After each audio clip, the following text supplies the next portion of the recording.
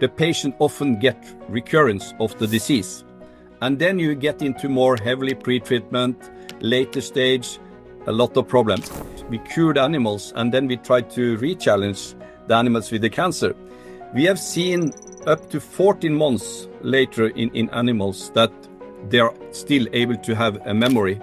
And that means many more years in patients compared to the animals. Based on the results where we have seen, or Verrica have seen complete regression in more than 50% of the patients, we believe that there will be a situation where you don't need to follow up with surgery.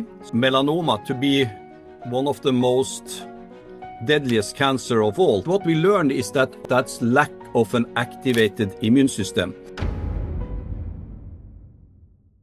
Today's episode is about hope, and it's going to challenge us all to think about a different way of treating cancer, especially harnessing the potential of immunotherapies and the immune system. The system is constantly surveilling your body, your T cells are constantly going through your body and doing surveillance, immunosurveillance, if you will, rooting out foreign invaders, but it's also looking for and trying to identify cancer. And there comes a time where during the cancer process, the immune system gets overwhelmed. And so today, our guest is Dr. Øystein Rekdal. He's the CEO and co-founder of Lytix Biopharma. Now, Dr. Rekdal has spent decades studying the immune system, how the immune system works, and how it can help fight cancer more effectively. Today, we're going to be talking about how we can reset the immune system to help it remember cancer as a threat. It's an approach that aims not just to treat the disease, but to support the body's own ability to respond when it does see cancer. So let's jump right into it. Well, good afternoon, Øystein. Happy New Year to you, and how are you today? Happy New Year. I'm very good and look forward to an exciting 2026. Yes, you're the first podcast guest for the new year for me, so hope you had a relaxing holiday. And did you do anything special for the holidays? Well, we did some traveling before Christmas, so I ended up having a flu, so I could really relax at home. But I had a very great time with my family. Absolutely. Oh, great. Yeah. I know the flu's been going around. My family was hit with it as well, so I'm glad you battled that. Yeah. I thought that as we get started, I know that you spent decades studying cancer and the immune system, and thought I would ask you, what first made you want to dedicate your life to this work? No, that was a very special time when we, back in the 90s, me and my colleague, we were PhD students. We were doing some side project, and different information made us to test a host defense peptide we were working with that had anti-infective activities, but we thought it maybe also had anti-cancer effects. And to our big surprise, when we injected this into animal models with cancer, we totally eradicated the cancer. So that was the first excitement.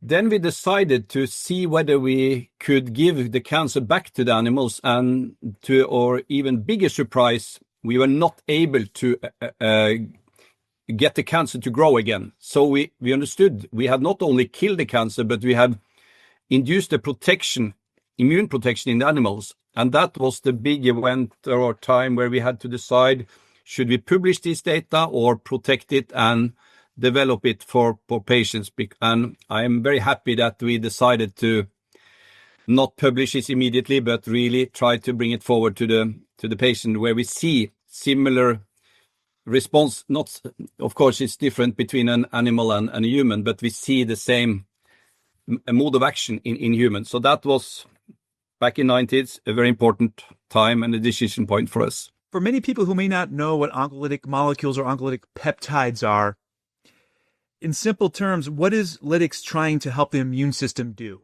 So our approach is a dual approach. It's work in two sequential phases. So first of all, we inject it into the tumor, and we kill the cancer cells in a way that the tumor antigens or the mutation are exposed for the immune system. But in addition to that, we kill the cancer cells in a unique way that also alert the immune system, both directly and indirectly. So we have these two phases where we eradicate the cancer locally, but evoke a systemic immune response and thereby seeing effect on distant tumors that are not being treated, demonstrating that the immune system is really activated and targeted towards the cancer disease. And what we are trying to do here is both develop our drugs for monotherapy, but we also believe that a number of other therapies out there, like immune checkpoint inhibitors, are dependent on an active immune system targeted towards the cancer, and that's what we exactly are doing with our drugs. So we see both a potential as monotherapy and ideal combination partner for other therapies like immune checkpoint inhibitors. Great. So we're going to dive in. I know not too long ago you announced some pretty impressive results. We'll get into those in just a moment, but I thought maybe could you provide an overview, just a brief overview of the assets in your clinical pipeline? So our drug, ruxotemitide, are developed across multiple indications. We have done a phase 2 study in late-stage melanoma patients that were heavily pretreated and also did not respond to current immune checkpoint inhibitors. We showed that our drug, in combination with immune checkpoint inhibitors, work in these patients with quite promising and durable responses. These learnings from these phase 2 studies has made us to move into earlier stage melanoma in a neoadjuvant setting, meaning that we treat before surgery. So by doing this, we also have patients in earlier stage with a more intact or robust immune system. Our licensing partner, Verrica, has shown very strong results in basal cell carcinoma, the most prominent cancer of all cancer types, with very promising phase 2 data, and is now moving into phase 3. So in addition to these several clinical paths with our lead candidate, ruxotemitide, we also have our second generation asset, LTX-401, which has shown very promising efficacies in deep-seated cancer like liver cancer. Wow. So let me break this down. So you just described two assets, and your lead asset, ruxotemitide, is being evaluated in metastatic or advanced melanoma. But are you also evaluating the product in earlier stage or in basal cell, like a non-malignant cancer? Yes. So that's what I mentioned here, that we are also doing, together with our licensing partner, Verrica Pharmaceuticals, we are doing a study in basal cell carcinoma, where we saw very strong efficacy. And as you correctly mentioned, these are less malignant tumor. It's more like a primary treatment, and therefore the surgery today is the most common treatment used. But here we see maybe a potential for our drug to replace or complement surgery. Okay, let's look. What can you share about the results that you've seen to date in this late stage advanced melanoma population? So, as I mentioned, these late-stage immune patients, they have been heavily pretreated, several lines of treatment, and failed to respond. They have failed to respond to immune checkpoint inhibitor like anti-PD-1 and anti-PD-L1. And we have seen that in this patient that have failed a number of lines of treatment, we are able to induce responses for up to more than 24 months, in fact. And we have seen complete regression of treated lesion as well as distant non-treated lesion. So what was very encouraging is that these patients have often a very weak immune system, late stage, fail to respond, and still are able to invoke the immune system, so we can see efficacy throughout the body. So that's quite inspiring.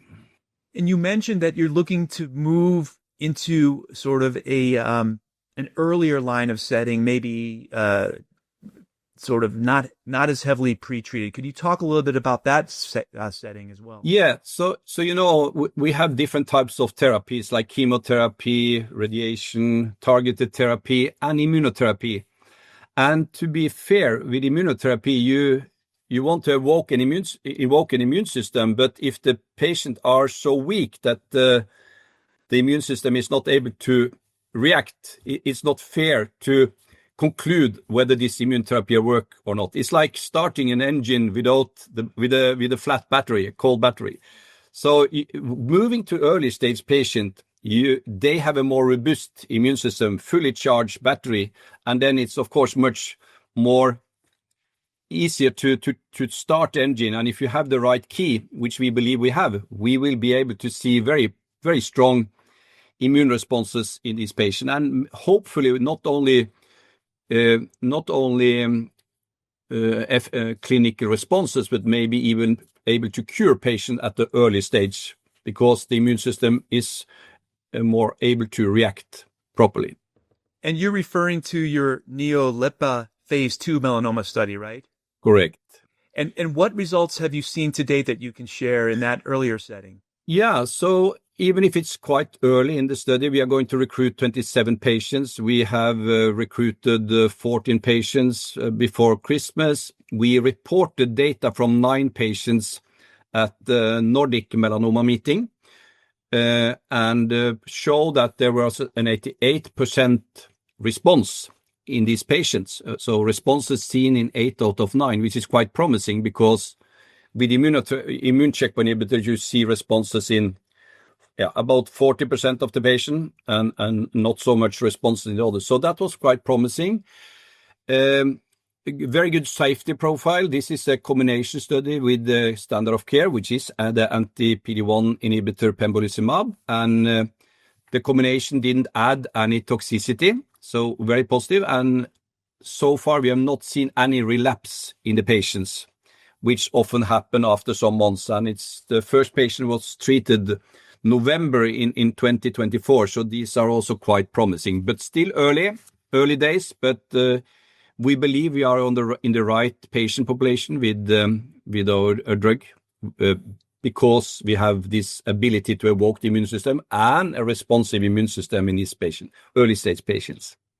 Can you tell us why mechanistically you believe this combination is working so well biologically in the clinic? Yeah. So immune checkpoint inhibitors has been around since 2010.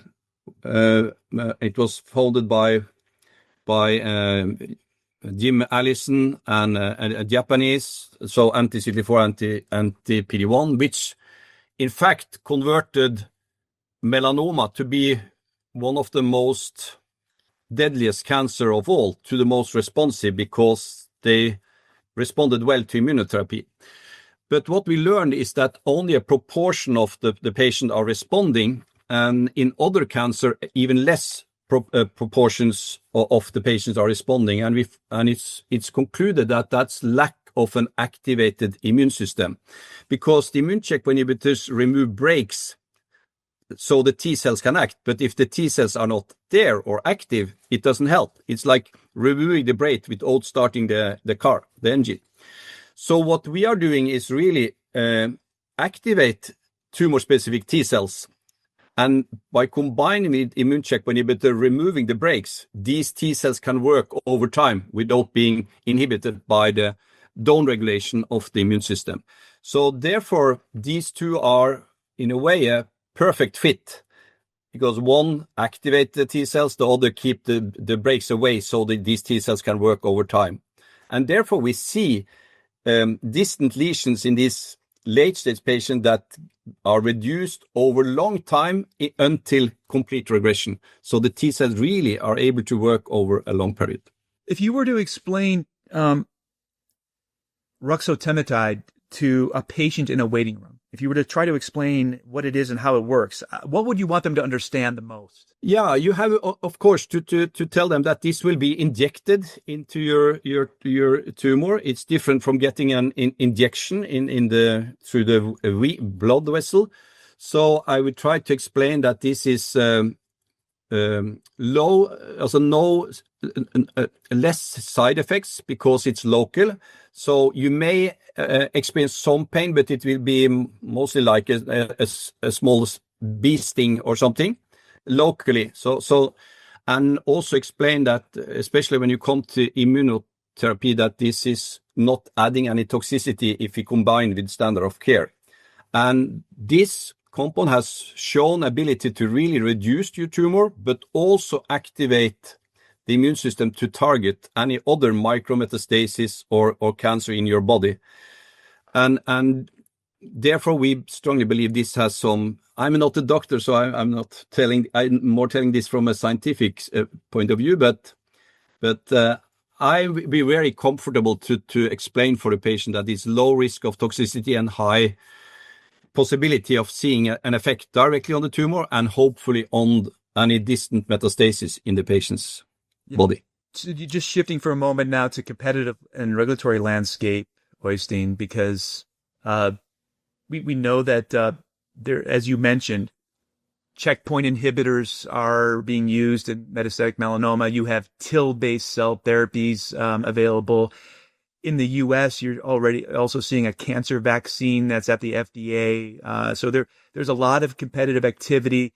The regulatory requirements to obtain approval now, and whether you're in a naive population versus a checkpoint, like a checkpoint naive versus checkpoint treated patient population. So tell me a little bit about your thinking about the competitive landscape and where your product would be positioned in such a landscape and the path to commercialization. A good question. So in basal cell carcinoma, for example, we are using ruxotemitide, or the partner call it VP315, locally as a monotherapy. And we see that more than 50% of the patient observed a complete pathological response. So this means that the patients today are treated by surgery, which can create a lot of pain, scarring, and cosmetic challenges. So Verrica has been, after completing the phase 2 study, they have an end of phase 2 meeting with regulatory agencies in US, which was very positive. And there is an alignment now to move forward to a phase 3 study where your alignment on the patient number, patient population, and the treatment schedule. So that's very positive. Regarding our more metastatic cancer disease, we have been and are in regular in contact with FDA and European agencies to discuss how to move forward to really design the proper studies. So, and in this, here we try to argument that we see a very broad response in the patients compared to immune checkpoint inhibitors, cellular therapies, other therapies, because we really expose all the tumor antigens in a tumor for the patient. We see a very broad repertoire of different T cells seeing different tumor antigens, which may be the challenge number one in current cancer therapy, that a tumor is not consisting of one type of tumor cell, but many, many different cancer cells. And the really holy grail, how to target all these different cancer cells in the tumor. And here is our competitive advantages. I believe that we really expose the tumor antigens, and we can measure that the patient responding by expanding a very broad repertoire of T cells able to target many different cancer cells. And I think that's very different from immune checkpoint inhibitors, where you more or less remove the brakes of the existing T cells you have in the body. Same with cellular therapies, at least adoptive cellular therapy, where you culture the patient's T cells into a much higher number, but you still are dependent on the T cells that already are there. And since the cancer are very good to hide for the immune system, we really enter into the tumor, the core, and explode or expose all the tumor antigens. So you really create that strong inflammatory response that are able to conquer tumor heterogeneity, which, as I said, may be the major challenge in current cancer therapy, which we think is our advantage with our technology, and both as monotherapy and in combination with other immunotherapies.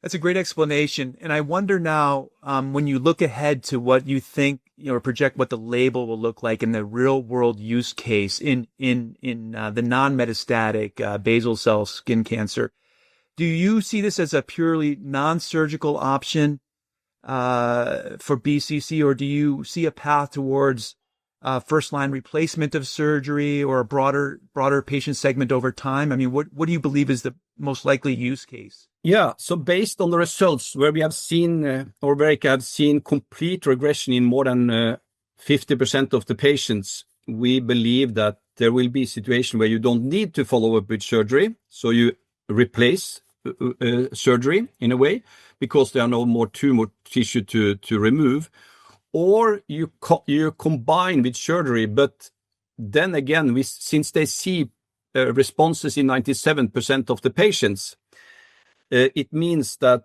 the remaining tumor tissue after treatment with the VP-315 or ruxotemitide is much less, meaning that it's a much less invasive surgery needed. And I don't know if you know about basal cell carcinoma, but when you have a tumor, for example, on the nose, you have to be sure to remove all cancer cells. So they often have to cut a bigger part of the nose, which is quite challenging. And when we know that there is a risk of getting new lesions over time, this is becoming very challenging for the patients. If you could inject ruxotemitide and either complete regress the tumor with no scarring and no need for a knife, or a much less surgery, this is so we strongly believe this has a potential to be a first-line treatment or therapy together or replacing surgery. That's a really helpful explanation, helps me understand how the product would be used. Now, before we move on to your other pipeline asset, I wanted to just see what does this sort of path look like now? What are the next steps for LTX-315 and sort of your clinical development plan? What do you hope to achieve? Yeah, so we are currently doing a relatively small phase 2 study in the neoadjuvant setting, ruxotemitide in combination with standard of care before surgery. And we are following this study, but this, of course, needs to be followed up with a more pivotal study where you have a control arm with the standard of care and the combination. So we are, of course, planning now the next move here. And ruxotemitide do not only have a potential in melanoma in a neoadjuvant setting, but also other cancer that are accessible for injection, like breast cancer, head and neck, Merkel cell carcinoma, for example. So we see a big potential here, but we are starting now to move forward in melanoma, and which opens up for additional cancer types. So we are in planning how to move forward in a most optimal way towards patients, reaching patients and commercialization. Great. I think that now let's shift over to LTX-401. You had mentioned at the beginning of the show that you've already you've been evaluating this second asset. Could you tell us what it is and kind of where you are in sort of the liver cancer development program? Yeah. So we have LTX-315 or ruxotemitide is a 9-mer peptide generated from a host defense peptide, which is playing a very important role in our first line of defense in all organisms. So we have done a lot of medicinal chemistry to really shorten down and optimize this native natural peptide to a smaller 9-mer peptide, including chemical modification, and seem to be very efficient in killing and activate the immune system. Bringing this forward, we continue to do medicinal chemistry and were able to making even shorter small molecules, not any longer peptides, by combining more of the structural elements into a more compact, smaller molecules. So we have now a small molecule, not a peptide, same mode of action, but some other chemical properties that makes it more ideal for deep-seated lesions like liver cancer. So we have seen very good efficacy in liver cancer models, and we are planning now to bring 401 also forward to clinical phase 1 and focusing on liver cancer, including metastasis from different types of cancer. So you can have colorectal cancer with liver mets, breast cancer with liver mets, etc. So, and we know that by targeting the liver mets, it can really help patients because this is often a very serious stage when you have developed your cancer into metastasis to the liver. The prognosis become much worse. So we believe here we can do something in this setting, and really looking forward to bring this asset forward also now to phase 1. So you're looking at first in human studies sometime in 2026.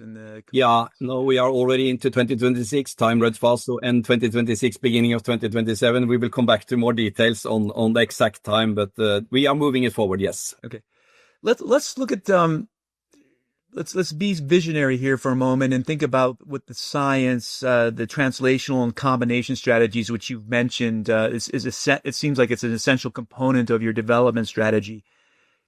Where do you see the biggest opportunity for oncolytic peptides to synergize with other modalities? You're already evaluating checkpoint inhibitors, but TIL cell therapies or radiotherapies or other, how do you think about the combination strategies where your products might combine and have most synergy as you consider which other tumor types to kind of move into in the future? Yep. So at the moment, we are focusing on immune checkpoint inhibitor because we have seen so strong synergy with immune checkpoint inhibitors, both one immune checkpoint or double checkpoint inhibitors. So, and as you know, in melanoma, for example, patients are treated with either mono immune checkpoint inhibitor like pembrolizumab or two immune checkpoint inhibitor like ipi/nivo.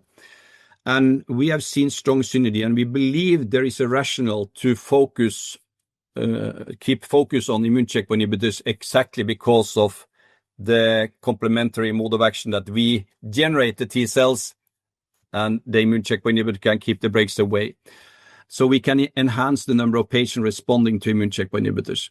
So that's our main focus. But you are right, like TIL therapy, they take out T cells from the patients and culture them into billions of cells and bring them back. But you are totally dependent on which T cells you got from the patients.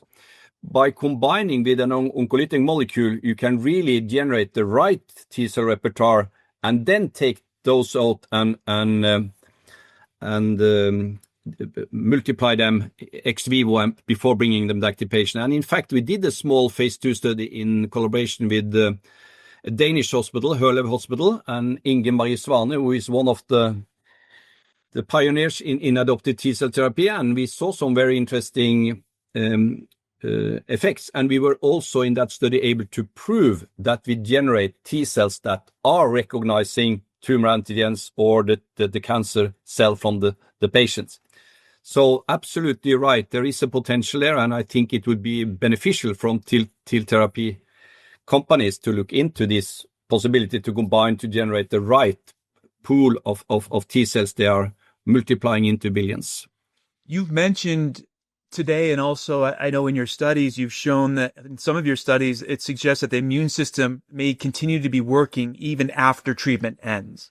Why is this idea so important, and what type of patient benefit is derived from this amazing impact of the immune system? Yeah, that's a good question. And I think, for example, basal cell carcinoma, we have seen some abscopal effect, meaning that local treatment have effect on other lesion. And we know that in basal cell carcinoma, there is a 30% risk of getting new lesions after 3 years, 50% risk of getting new lesion after 5 years. So if we could be able to induce immune memory in the patient, you may avoid the risk of new lesions in basal cell carcinoma.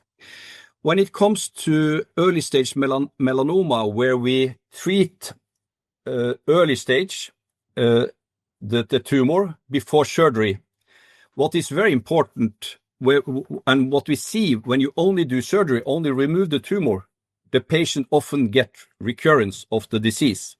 And then you get into more heavily pretreatment, later stage, a lot of problems. If we could treat with ruxotemitide and evoke an immune response in the patient that can protect over a prolonged time, you could maybe avoid getting into more late-stage disease and avoid a number of treatments for the patient. So I think that's the really what we are trying to do. And I think where we have the advantage, go early stage, induce an immune response that continue. And I can tell you, we have tried, as I started to tell you, we cured animals and then we tried to re-challenge the animals with the cancer. We have seen up to 14 months later in animals that they are still able to have a memory.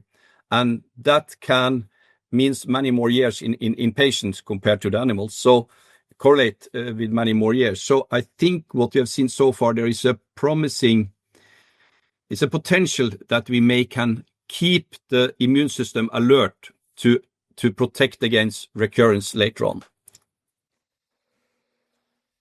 To the people listening to this episode today, the life science innovators, the pharma companies, the investors, the patients, the caregivers, can you share in your vision, like, how do you think the future of cancer treatment will feel differently, and how will it look different in the future based on these innovations in immunotherapies? So I think, except less malign cancer types like basal cell carcinoma, I really foresee that there will be a number of combination out there that complement each other. I also believe that we have to do more biomarker studies to really not only look at a melanoma patient at one population, but look at non-responder for immune checkpoint inhibitors versus responder.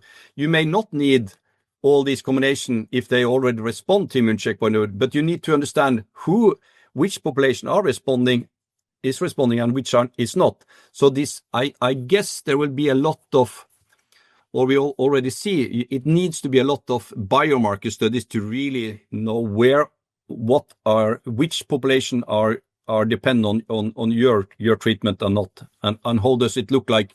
So we are doing a lot of translational research studies in our study now to learn what is happening, to really understand the patient population and see if there are some biomarkers for non-responder versus responders. So I think combination therapy, biomarkers, identification are really important for the future to be able to cure more patients. So you exited 2025 with all this great clinical momentum. We're in 2026 now. As we kind of wrap up the show, what are the important clinical or corporate milestones that you're hoping to achieve this year? What should we be watching out for this year? Yeah, so looking back on 2025, we have really made a big step forward with the strong and promising phase 2 data. So it's really a clinical validation of our technology. So now it's really moving into more pivotal studies and really document that this is our treatment or combination treatment is better than the standard of care.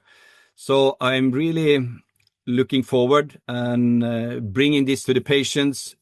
Also, maybe give some return to our very supporting shareholders. So I think we are in a very, very exciting stage and have really proven that our technology is working.